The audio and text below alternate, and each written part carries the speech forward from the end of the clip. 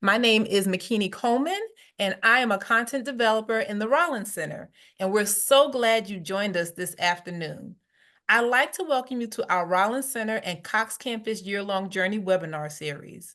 We have 4 exciting webinars in store for you during this series, and today we're starting with Setting Up a Positive Classroom Culture Using Oral Language Routines, presented by Dr. Margie Gillis. In today's webinar, our speaker, Dr. Margie Gillis, will discuss the importance of fostering students' language skills to support their learning in different contexts. As a reminder, if you have questions for Dr. Gillis, please put them in the chat box. At the end of this presentation, during Q&A, Dr. Gillis will address as many of your questions as time allows. Now it's my pleasure to introduce our speaker. Dr. Margie Gillis has a doctorate in education and is a certified language therapist.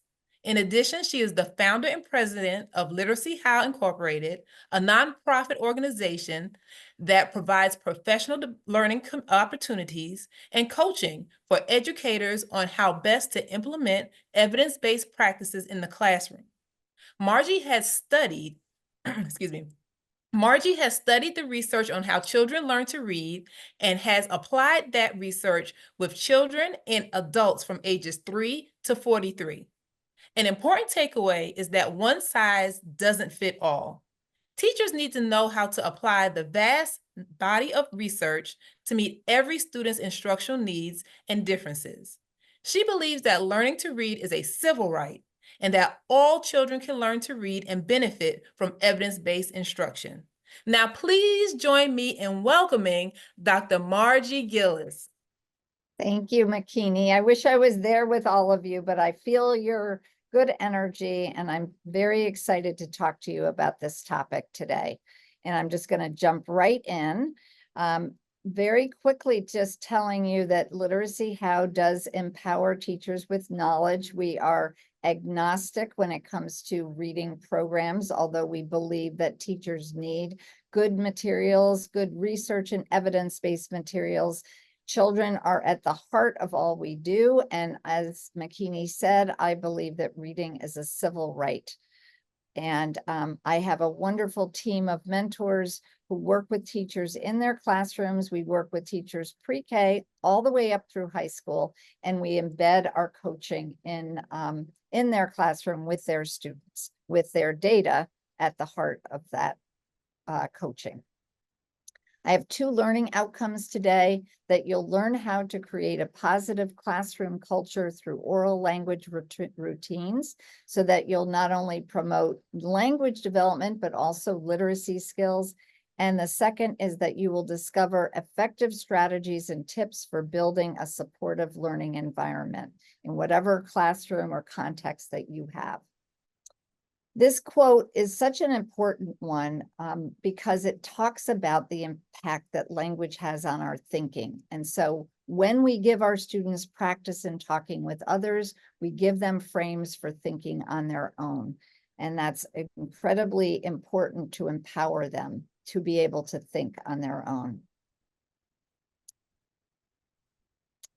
I define oral language as the process of speaking and listening to communicate meaning. And we know that children learn language through interactions with responsive adults and peers as they experience language use in meaningful contexts. And you can see 2 meaningful contexts here with young children who are not reading and writing yet, but certainly are speaking and listening. We developed a reading wheel a number of years ago to capture all the complexity of reading and writing.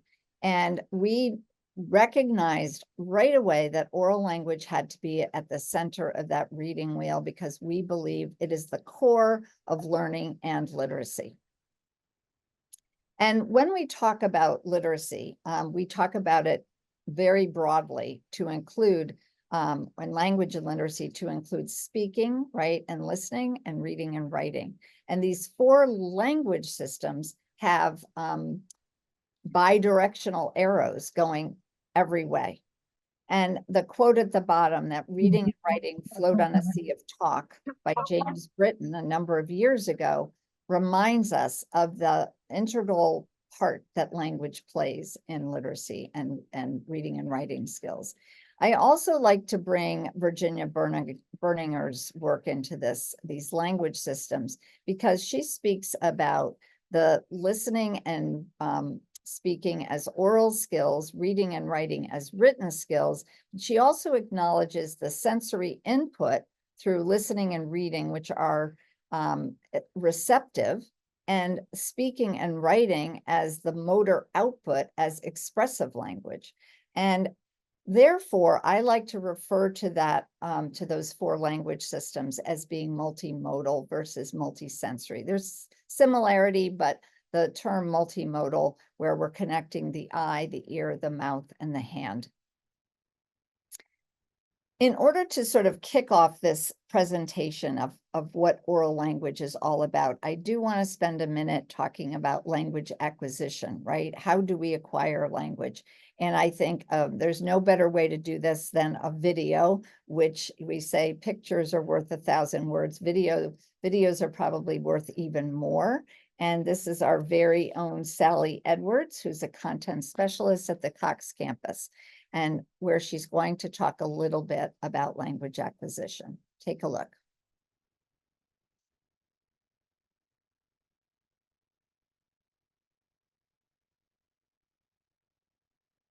With sufficient input, children develop language in expected stages naturally, meeting developmental milestones in a predictable order, but not necessarily a predictable timeline. It's important to know that the sequence of language acquisition is the same for all children, but all children do not progress at the same rate. Let's look at one of the most significant milestones in a baby's early development, the first word. Typically developing babies say their first words around their first birthdays. This is an average, meaning some babies will produce their first words earlier, some as early as 6 months. Others may produce their first words later, not until 18 months. This is a wide range of normal. Many factors impact when a child says their first word. If a baby is born prematurely, we must consider the corrected age. A baby is considered full term at 40 weeks. If a child is born at 28 weeks gestation, doctors expect their development to be delayed when compared to a baby born at full term. At this premature baby's first birthday, their corrected developmental age is 9 months because they were born 3 months early. While a child's chronological age is based on their birthday, developmental age is the age that reflects their developmental level, where they are presumed to be functioning in terms of their physical and intellectual development. Children with developmental delays will produce their first words later than what is considered average, sometimes significantly so. For example, the average for children with autism spectrum disorder is 3 years old. You'll likely have children with developmental delays in your classroom. I know I did, and I really didn't know how to support them. Understanding how language develops puts you in a better position to guide and support all students' language and literacy development.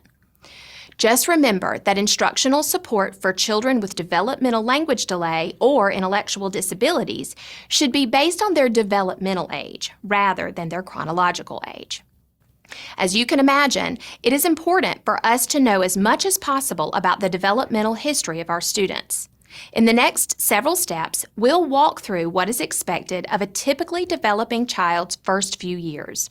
We'll discuss the stages of development, what each looks like, and what support we can offer to help children reach the next stage. All right. So, let's see if I can get out of this. This is always the tricky part. There we go. This course and all the courses on the Cox campus are just chock full of information and lots of videos that, like this one, explain complex ideas. And I feel like this is really important for us, especially those of you who don't. How to open your car door while submerged underwater. A fatal construction flaw in all recent automobiles makes it virtually impossible to escape the car after crashing into water. This ingenious... Okay, my apologies. Anyway, these videos and just the information in the courses are so valuable and very helpful. So I know you'll find that very informative. So let me go back to my video, or rather my PowerPoint. And I want to also mention another great video that I think I'm going to skip because of time, and I do want to have a little bit of time at the end. This one is really, I think, making the point about the fact that babies acquire language, right, without explicit direct instruction. And a couple of the points that I want to make here is that, as I said, our brains are wired for speaking and listening. It's a natural process. Babies can perceive every speech sound that humans produced if they're exposed to that language with humans, right? They need that human interaction to learn language, which is extremely important for me to emphasize. So it doesn't happen through a screen. It doesn't even happen if you're listening only. You have to actually have that human interaction. And it happens, we can hear those sounds up until about the age of 12 months. Patricia Kuehl's research is really compelling on this. And again, I'm going to skip this video, but if you just Google the linguistic genius of babies, you can sort of see some of the experimentation that's been done to show how that happens. So today I'm going to talk to you about oracy, and that may be a term that you're unfamiliar with, so I want to define that for you. It's actually a term that was first used by Wilkinson in 1965, so that's almost 60 years ago. And it's the ability to express oneself coherently and communicate freely with others by word of mouth, so that it includes the ability to articulate ideas, to develop understanding, and engage with others through spoken language. And a lot of the slides that you're going to see are going to have this logo for Voice 21, which is a national charity in the UK. And they've done wonderful work, and you can find just a lot of great information that you'll see in the reference section about oracy. One of the things that is really central to the idea of oracy, it increases engagement and learning. So when students bring their own voices and experience to the school, to the classroom, to life, really, to even their home, students are going to enjoy learning and be more apt to learn. This little graph from Voice 21 shows the impact of a high quality oracy education and all the things that it impacts, including on the far right of this, promoting social equity. In fact, spoken language skills are considered to be one of the strongest predictors of a child's school success and beyond school, actually, which is why we're really promoting this and focusing on the importance of this oral language. So why is this so vital in your classroom? Well, there's lots of reasons, which I'm going to go quickly through that you can see on the screen. There's so many benefits to focusing on oracy, right? And these are just a few of them. But again, in the interest of showing a video that says it probably better and more eloquently than I can, this is just a quick video that talks about talk. Again, coming from, now this one from the Cambridge Assessment International Education. So I'm going to scroll down here because you're going to see this in your references. And there's several videos.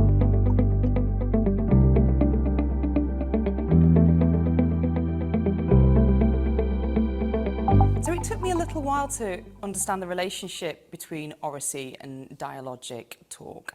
And now how I understand that is that oracy is the how of around how we communicate. It's how to talk to express ourselves with clarity. It's how to talk to ensure that we're understood. Dialogic talk is an activity that we can engage in any subject area that furthers our learning and furthers our understanding of each other, and where we might build new understanding. Almost all of us are able to talk better than we can write. And one of the really valuable things about learners talking to each other and talking about their ideas is it's a great opportunity to rehearse and clarify and develop their ideas verbally, which builds confidence and fluency for when they're writing later on. Talk is so crucial to the idea of what education is about. I mean, talk is about, we can't imagine thinking without words. So the importance of, where do these words come from? And talk is a massive resource for that.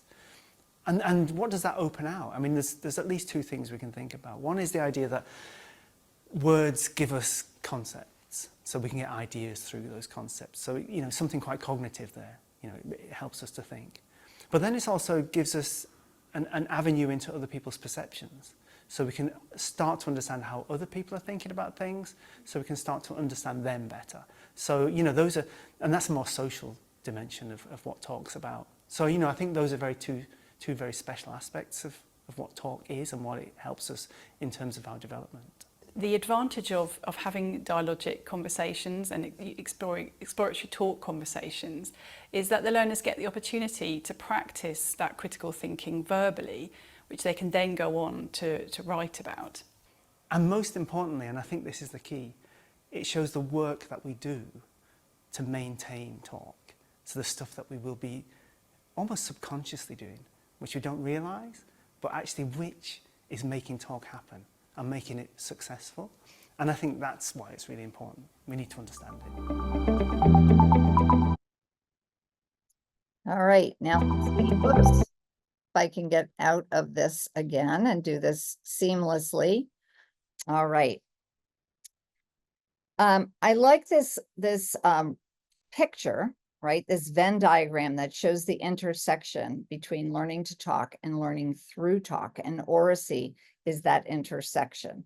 So babies and young children are spending time learning to talk, and when they engage in this oral language, this oracy that you just heard about, they're going to be more apt to learn through that. That's how that learning will really, the oracy is that tool for learning.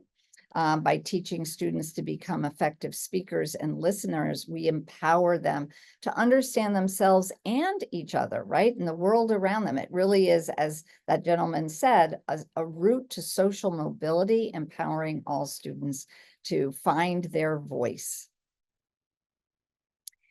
And when we think about the oracy, and when you see a couple more of the videos that you're going to see, you're going to see this use of academic language. And I know you all are familiar with that term. It's the language that's used in the classroom and the workplace. It's the language that children are going to read in their texts, the language of assessments, and ultimately success and power. And I want to contrast that with the language that's used in casual conversation that is decidedly not academic language, the language of text messages, the language of X, the language that kids are using on their devices by and large, that they are attached to, is not academic language, which is why it is so imperative that we spend time in our classrooms facilitating this oracy that we're talking about here. So students are going to develop and deepen their content knowledge, their understanding through talk. The talk, though, has to be planned, it has to be designed, modeled, scaffolded, and structured to enable them to learn the skills. And you're going to see another video clip. This is a little bit long, so, I'm looking at my time, but I think it's very valuable because you're going to see what this looks like in action.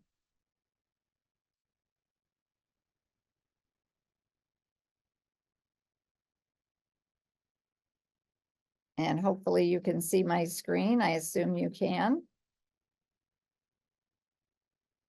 And I need to turn on my closed caption. Put your hand up if someone in your family comes from somewhere else in the world and has come to live in London.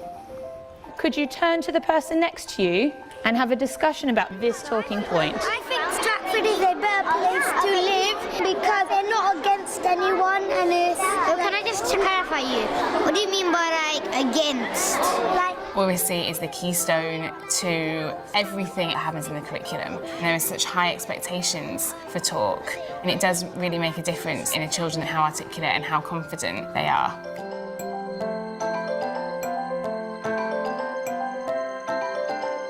The vision of School 21 is to prepare young people for the world that they're going to go into in the 21st century. I think one of the biggest barriers to the students we serve really getting on in life is lack of good communication skills. We need to elevate speaking to the same level as reading and writing. So we have a vote. What makes me enjoy talking the most is that everybody's listening to you and you're like part of the world and you feel respected and important. When I'm talking, they're listening what I'm saying, and sometimes they give me questions, or maybe I give them questions.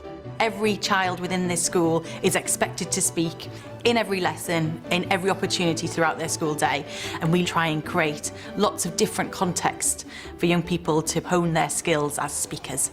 Right, so what I want us to do now is to have a discussion about different kinds of culture, and I want us to discuss this. Some cultures are better than others. I think every teacher, if you say to them, do you talk in your classroom? Of course there's talking in the classroom, but what's different here is the deliberateness of it. Every teacher needs to have that toolkit of things that they can draw on to bring effective talk into their practice. We've done a lot of work introducing sentence stems that children can use for different situations, so for agreeing with somebody, for disagreeing politely with someone, for challenging someone. And while we're doing that, I want you to make sure that you're using some of the sentence stems. So you might say linking to someone's point or build on something that somebody has said. Building on there. I agree because maybe the thing that's had the biggest impact on my practice is probably discussion guidelines. We are going to be discussing why beliefs were important or why they weren't important in ancient Greece. Could anybody remind me about any of our discussion guidelines? One of them is when someone's not contributing, you have to invite them by asking them a question or saying their name. Excellent. Why would you do that, Aaron? Then everyone has an idea. Everyone gets to share their idea, don't they? Well done.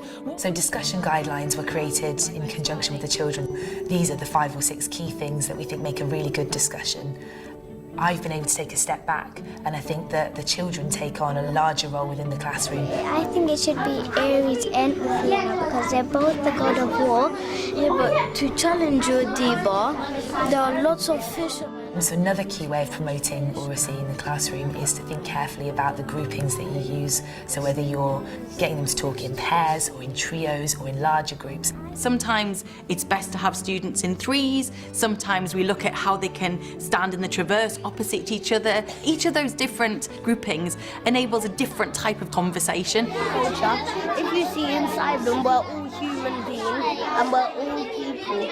Our oracy programme is comprehensive. It has to be seen in maths and science and those subjects that traditionally haven't had a talk focus. There are 24 cookies altogether. There are 24 cookies altogether. There are 3 children. There are 3 children. All right, let's see if I would say that I'd always encouraged talk in my maths lessons before, but what's changed is that I really plan very carefully for talk, and I model and structure the talk very explicitly. Okay, so we're going to go and do our talk task.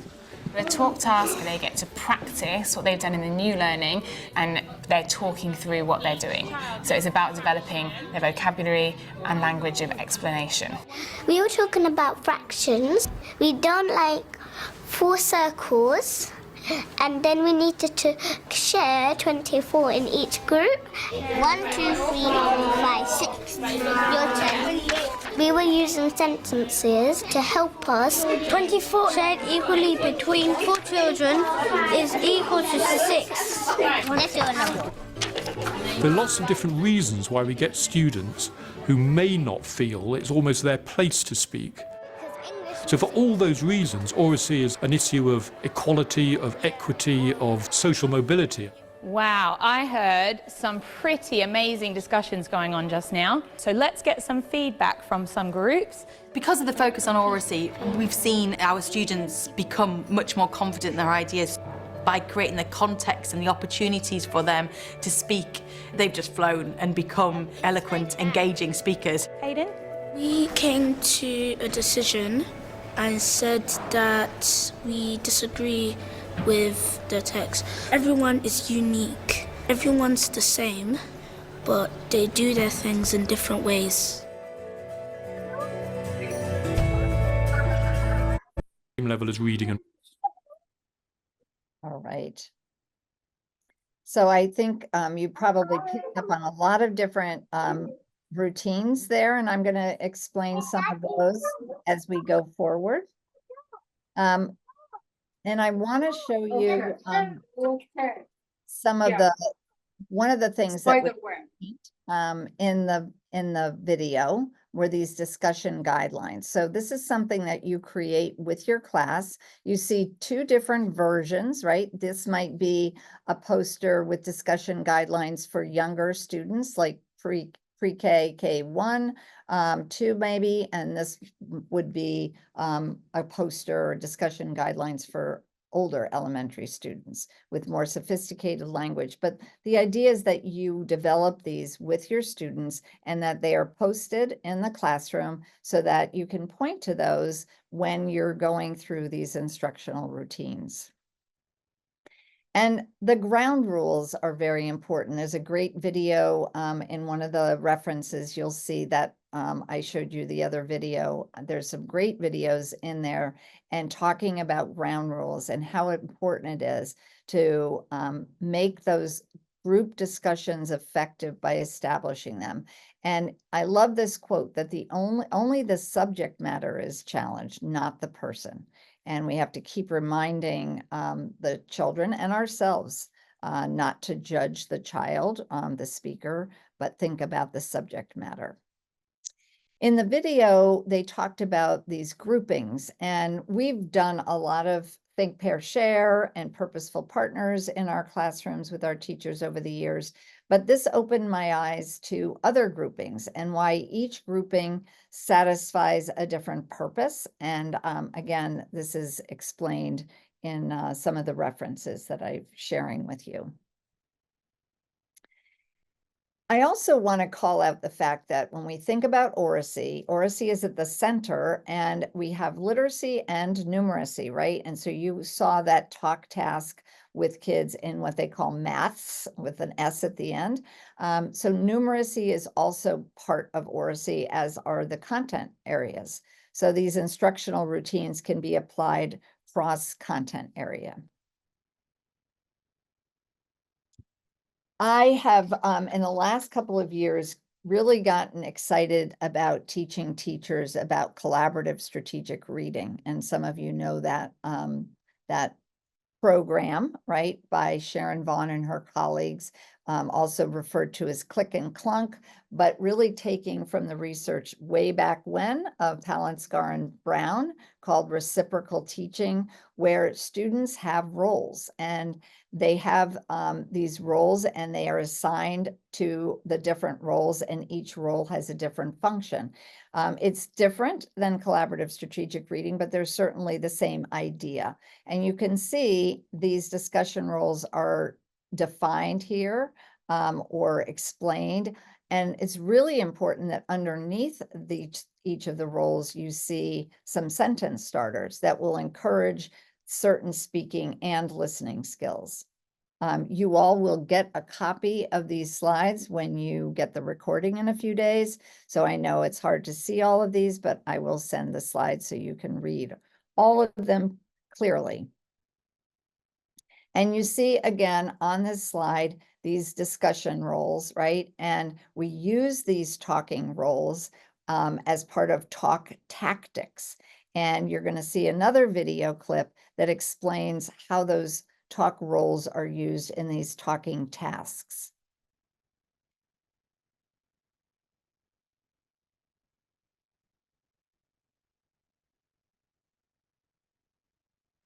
So what's really good about all the talking roles, like the builder, the challenger, the clarifier, the instigator, is that they all relate to each other. So you can't just have a situation where people are going around and saying, I think this, I think this, I think this, and there's no discussion, because I say that they have to start with one of those sentence starters. So they have to think, am I building on what the person said before? Or am I challenging them? Or am I doing something else? Am I asking them a question? So it means that they have to really, really listen to each other, which is what we want. We want them to be looking at the person that's talking and considering in their own mind, do I agree with that or do I disagree with that, and what do I want to add to that?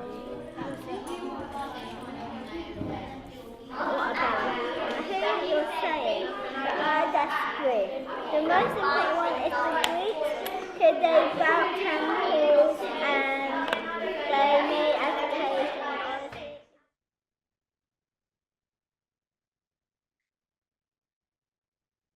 And these talk tasks, as you know, I noticed in the video, is they had the cards on their desks and they used the cards not just to remind them of what the role was, but also to give them those sentence starters or those sentence stems to help them. And the idea is that they will internalize those and they will just become part of their repertoire when they're having conversations in their classrooms. And they do that through the modeling, through explicit instruction and what that looks like, and then practicing, lots and lots of practice.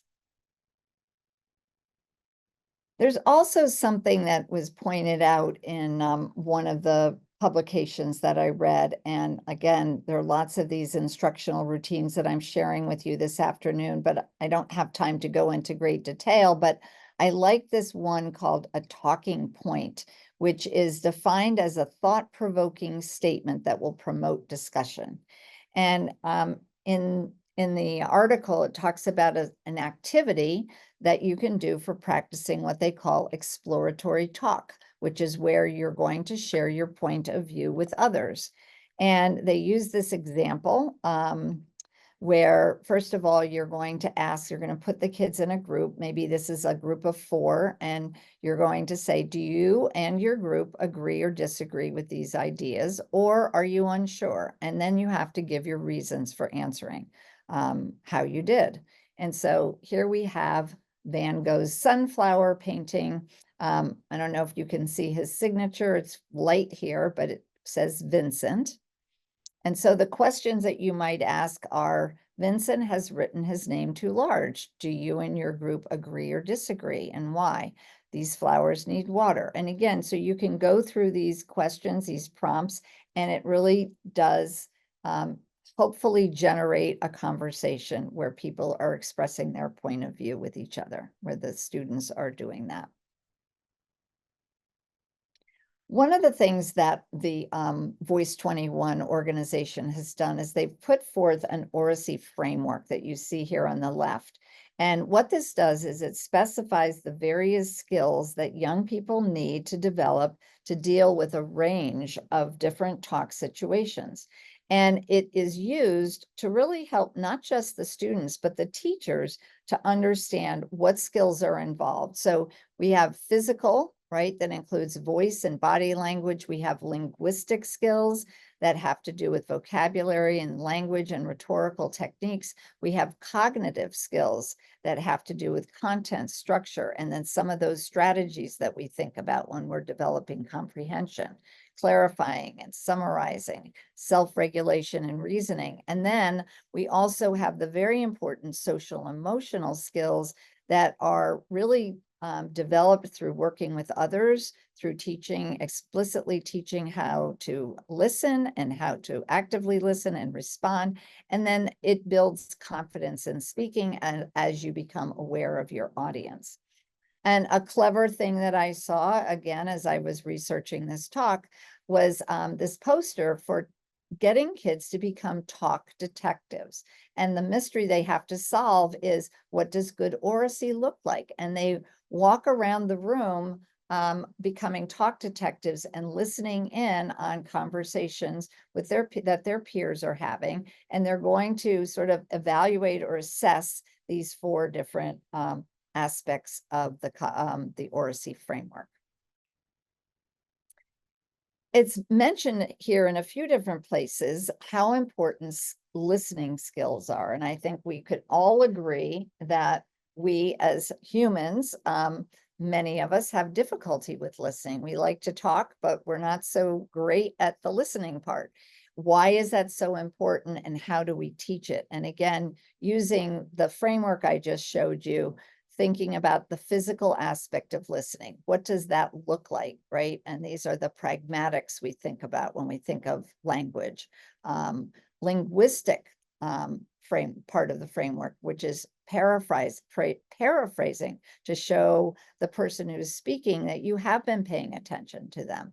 And then the cognitive aspect of this, where we can summarize what they said, we can ask questions and build on what has been said. And finally, the social and emotional skills that are part of this framework, which is the affective things like smiling and nodding, offering words of encouragement, and then reacting and refocusing. Very important part of the oracy imperative. By the way, this book is in the reference. I highly recommend it because it is not only gives you the research and the rationale behind the oracy imperative, but it also has quite a few practical activities and instructional routines that you can embed in your classrooms. And again, just in the interest of sharing another video, this one talks about listening specifically. So let's hear what they have to say about listening.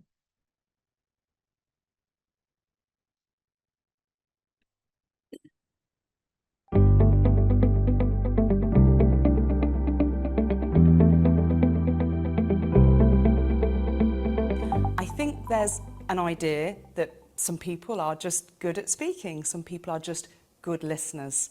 But being a listener, being a good active listener, is a skill, like any other skill that you might develop in any other subject or any area of your life. And we can engage in the conscious building of that skill.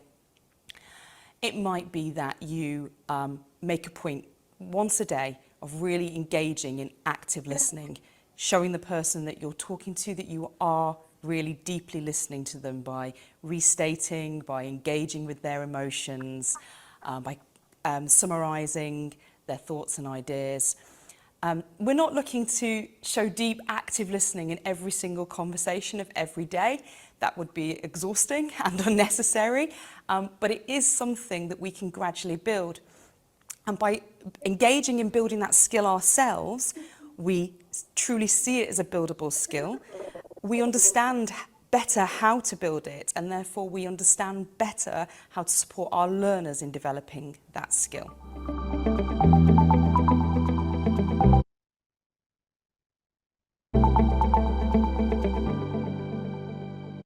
By the way, I'm just going to scroll through this because this is a multi-page handout. I did put the link in the references. It has quite a few videos that are embedded and a lot of practical examples of the instructional routines that I have talked about. So it has the practical tips, it has research, and it defines and explains in greater detail what oracy is. So I recommend that you take a look at that.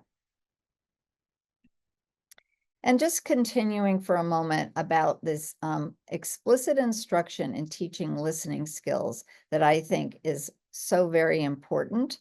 And some of the things that were highlighted in this publication were to ask students what helps them to listen and what is it that makes listening difficult for them, so they get some self-awareness. Also offering students some listening activities that are designed to focus their attention for increasing amounts of time or on increasingly complex ideas. Many of our students have attention difficulties, have executive function difficulties, and that is most certainly going to impact their ability to listen. And so also discussing with the students what effect the activities had and encourage them to see themselves as increasingly able to listen to a range of things in a variety of environments. So it's really this process, and I think it really is so closely tied to developing executive function and self-regulation. My granddaughter brought this book home this summer. This is one of their summer readings, and I'd never heard of it before, but it's a great book. My Mouth is a Volcano, and it's about a little boy who interrupts all the time. So it's actually a cute story and something that I think many kids, whether they're the interrupter or the interrupted, can relate to. There's also an activity that's referenced in one of those publications that we can have kids go outside and go on a sound hunt. So just getting them to pay attention to the sounds around them. It could be designed as a scavenger hunt. And then there's the good old Simon Says to promote good listening. And there's lots of ways that we can engage kids in fun, interactive ways. Yesterday, when I was taking my morning walk, I listened to a podcast that featured Dr. Jim Cummins, who is an expert in multilingualism. It was a great podcast, and I loved how he talked about nurturing multilingualism for reluctant speakers, because we know that our children who come to us speaking either a language of a variety, language variation, dialect, or speak a completely different language than English, are reluctant, or they are perceived as being quiet, and they're shy and they're not interested in participating. They're afraid to do that. But what this quote says is that all the research highlights the importance of being in a communicative, interactive context, that is in a positive environment where, you know, there is no, it's a risk-free zone, that all children are welcome to share and celebrated. Of course, no presentation would be complete without a little bit of Anita Archer. So I borrowed this slide from her. What can a teacher do to increase students' verbal output? And of course, Anita is the queen of explicit instruction, but she also talks about adequate think time, and also engaging students. So she has these routines called structured choral responses, which I'll show in a second, zip around, shout out, and purposeful partners.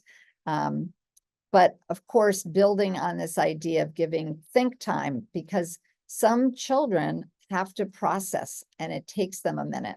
So you can't expect them to give you an answer right away. You need to pause for 3 to 5 seconds after the question has been asked.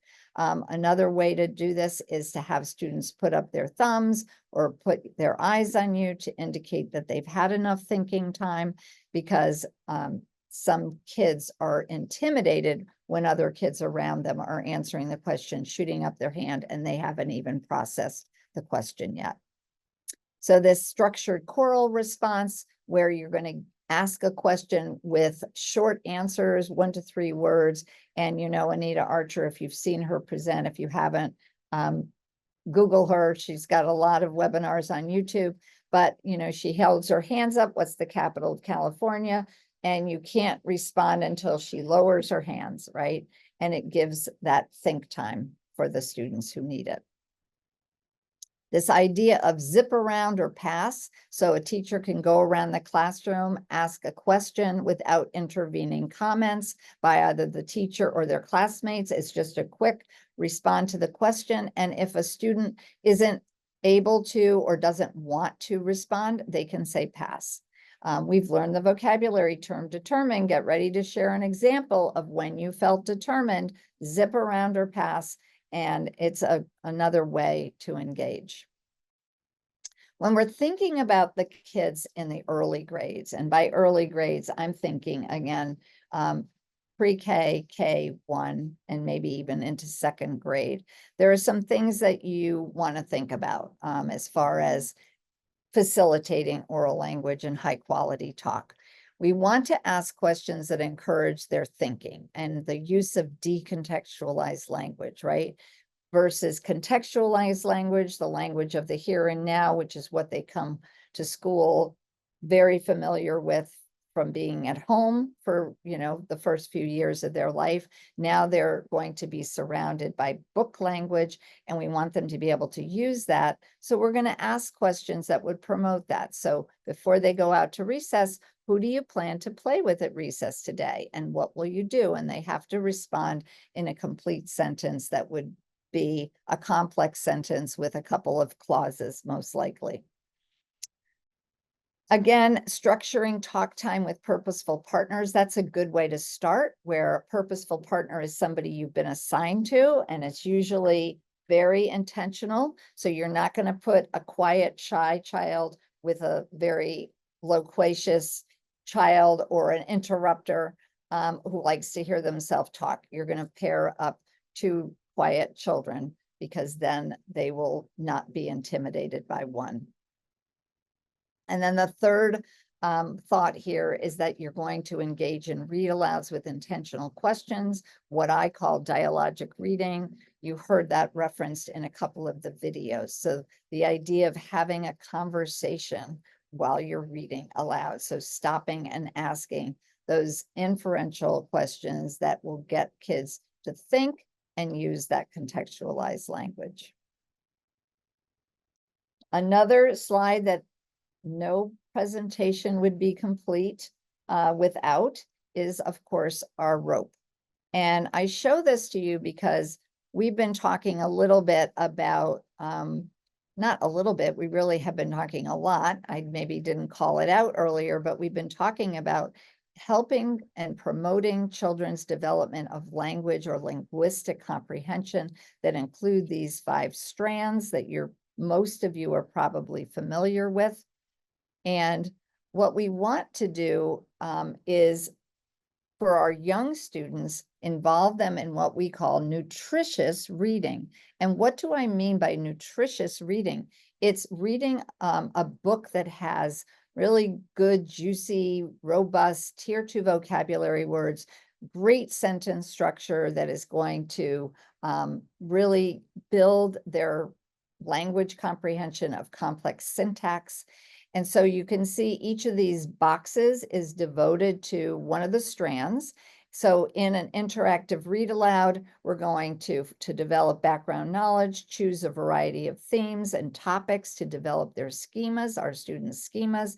For vocabulary, we're going to talk about words, especially those interesting multisyllabic words. And we're going to be very selective with the words that we choose, because in a read aloud, especially a really good, read aloud that's several grade levels above where they are instructionally, you're going to have complex language. You're going to have complex ideas. And there probably will be more vocabulary words in that book than you could possibly teach in one lesson. So be selective. The language structures I've talked about, the different types of sentences, including dialogue with different dialects and languages. And for verbal reasoning, stopping and asking these inferential questions, and the use of complete sentences. Don't let the student answer with one word or even part of a sentence. If you ask for a reason, they shouldn't start their answer with because, right? It should start with whatever the question was. And then the literacy knowledge, reading a range of discourse genres. I'm going to skip this slide because of time, but you'll get this in the handouts. And basically what I'm saying here is this book language that I just described is very important. And of course, we can't start soon enough. Infancy, right, is when we start reading these very rich books that have the language that I just described.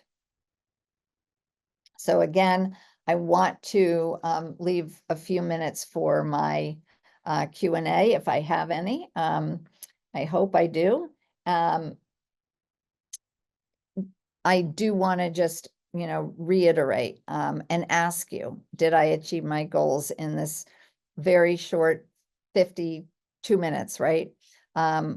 Do you feel like you could explain why and how oral language is at the core of learning and literacy, and how fundamental and foundational it is to making sure kids are proficient readers and writers?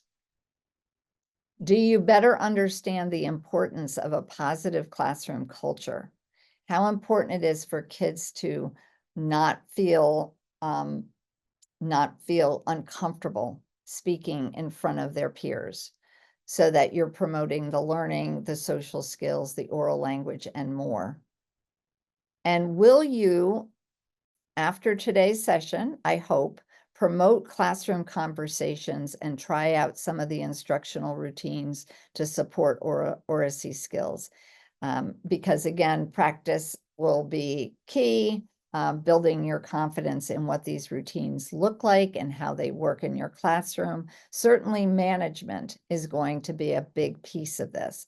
So you saw a video of students who were engaged in oracy who've been doing it for a very long time. So don't be intimidated by that. Start small. Start with those discussion guidelines. Develop those discussion guidelines and with your input from your students, and talk through each one and model each one at a time and show what that looks like, right? You can post them, but you're again going to need to explicitly teach each one and model it and then have them practice. I guarantee you that the more you do this, the more exciting you will be to continue it in your classroom, because you'll see the fruits of your labor.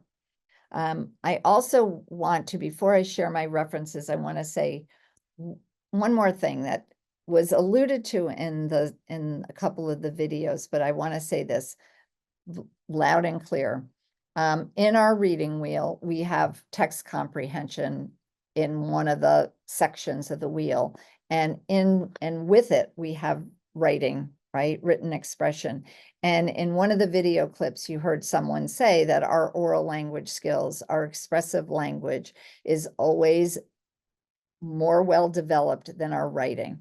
But I maintain that students' writing skills, the hardest thing to teach, even harder than reading, is to teach kids to become proficient writers. And I feel like all the work that you do at the oral language level, all the things that you saw today and that you'll learn more about as you peruse these resources, will actually carry over and transfer to writing. Not without explicit instruction, because again, that's very, very important. But with explicit instruction, just like I said we would do with the oracy, you can really transfer a lot of the things from the rope, right? From the top of the rope into the student's writing. So here are the references that I mentioned.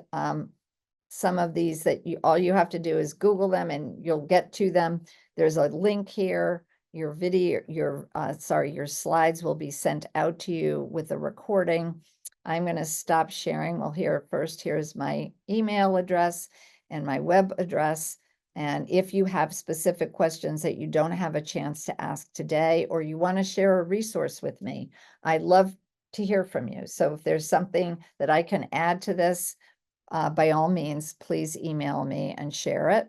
I'm going to stop sharing now with just a couple minutes remaining to see if anyone has any questions for me or comments. Love comments too. Hi, my name is Catherine. I really enjoyed your class. It was very exciting. I learned a lot, and I just want to thank you for letting me be able to participate in your class. Thank you. That's very, very kind of you. I appreciate that. I hope that you can try out some of the things that I shared with you today. Yeah, because it was very interesting, and I can share it with my students. Yay. That's music to my ears. Thank you. You're welcome. Margie, we do have a few questions in the chat if you'd like me to read those to you. I would love that. Thank you.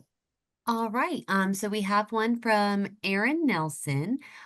She says, with her work this afternoon to develop our library and literacy resources for ages 0 to 5 that incorporate diverse authorship and narratives, how do we reframe the perspective of educators that are frustrated with their understanding of academic language versus home/cultural vernacular in the school space, especially as we move away from requiring academic language / what we consider the language of power? How do we move the language of power to home language, as we know that multi-language learners have advantages in their neurodevelopment outcomes?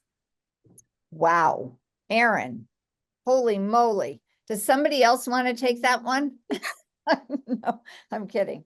No, it's a great question. Absolutely important. I think it's finding, it's finding a balance, right? Because the academic language, is the language that they're going to see in text. So we have to make them comfortable with that. We have to help them understand the text that they're going to be asked to read and comprehend. But at the same time, as you said, how did you put it? I'm reading your text here. The home cultural vernacular in the school place, there is a place for that as well. And informal conversations. And I think explicitly talking about the differences, right? So that kids can sort of understand when we talk about academic language, this is what this would look like. This is what it would sound like in casual or that vernacular, and they can hear the difference. And that just opens their eyes and perspectives to understanding, there's a place for both, right? Margie, thank you so much.